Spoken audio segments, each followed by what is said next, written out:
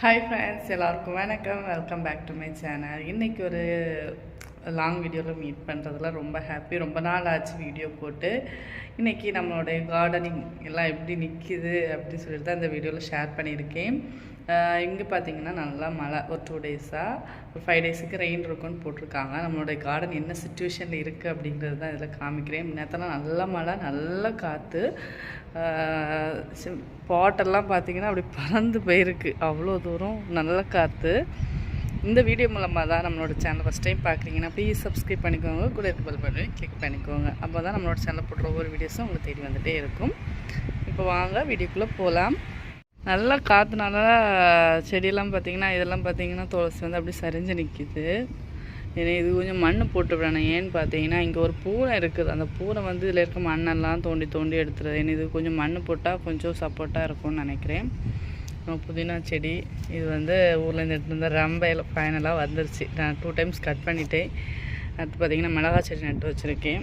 இது வந்து பூச்செடி. இதுலேயுமே பார்த்திங்கன்னா மிளகா. இது வந்து தக்காளி. இதில் வந்து தக்காளி வந்து ஹார்வெஸ்ட் பண்ணது வீடியோ போட்டிருப்பேன். இது எப்போயுமே குட்டி குட்டி தக்காளி வந்திருக்கு.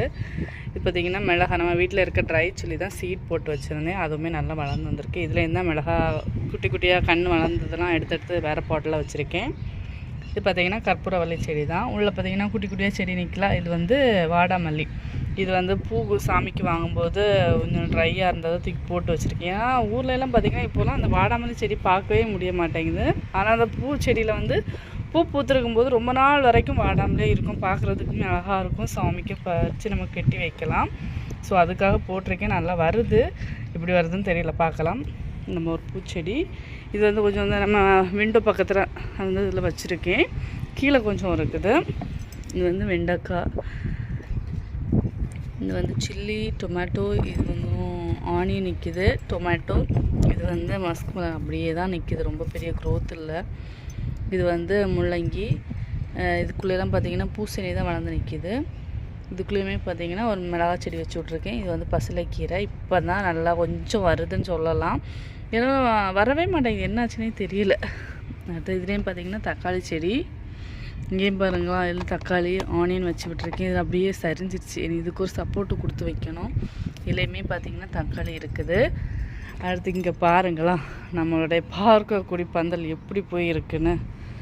இதெல்லாம் மேலே வச்சுருந்தேன், அதெல்லாம் கீழே விழுந்துருச்சு. பாட்டெல்லாம் நல்லா பறந்து போய் அங்கெல்லாம் இருக்குது.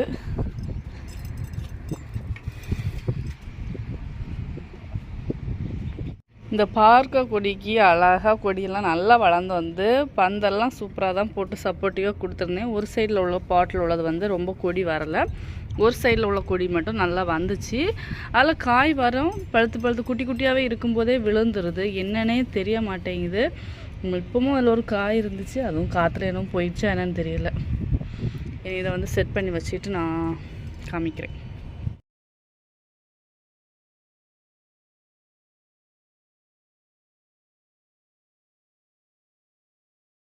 நம்ம பார்க்கக்கூடிய பந்தலை பார்த்திங்கன்னா செட் பண்ணி விட்டுட்டோம். இந்த பாட்டில் எதுவும் தண்ணி வெளியே சரியாக போக மாட்டேங்குதுன்னு நினைக்கிறேன். அதனால தான் இதில் என்ன பார்க்கக்கூடிய சரியாக க்ரோத் இல்லை. இது நல்லாவே வருது. இதில் பார்த்திங்கன்னா காய் வருது. லைட்டாக குட்டி அந்த ஸ்டேஜில் இருக்கும்போதே பார்த்திங்கன்னா பழுத்து விழுந்துருது. இந்த மாதிரி தான், என்ன பாருங்களாம், இந்த மாதிரி காய் வரும், பழுத்து விழுந்துருது. ஒரு காய் கூட முழுசாக எடுக்க முடிய மாட்டேங்குது. இங்கேயும் பாருங்களா, இன்னும் ஒரு குட்டி காய் இருக்குது. இதுவும் இந்த மாதிரி தான் வரும், போயிடுது. இதுலேயே பாருங்கள், இன்னும் 2 காய் கிடக்குது. இன்னும் ஒன்று, இங்கே ஒன்று இருக்குது. ஒரு காயாவது பறிச்சிடலான்னு பார்க்குறேன். பூ நிறைய பூ வைக்குது. ஆனால் வந்து ஒரு காய் கூட எடுக்க முடிய மாட்டேங்குது. மேபி சரியான உரம் இதுக்கு இல்லையா, மண் சரியில்லையான்னு தெரியல. இங்கே பாருங்கள், இதில் வந்து அந்த மேலே இது விழுந்ததில் இதில் உடஞ்சிருச்சு. இதில் ஒரு பிளான்ட்டு, இதில் ஒரு தக்காளி செடி. இனி இதை கொஞ்சம் க்ளீன் பண்ணி விடணும். இனி எப்படி இன்றைக்கி பெய்கிற மழையில் என்ன மாதிரி மாறப்போகுதுன்னு தெரியலை.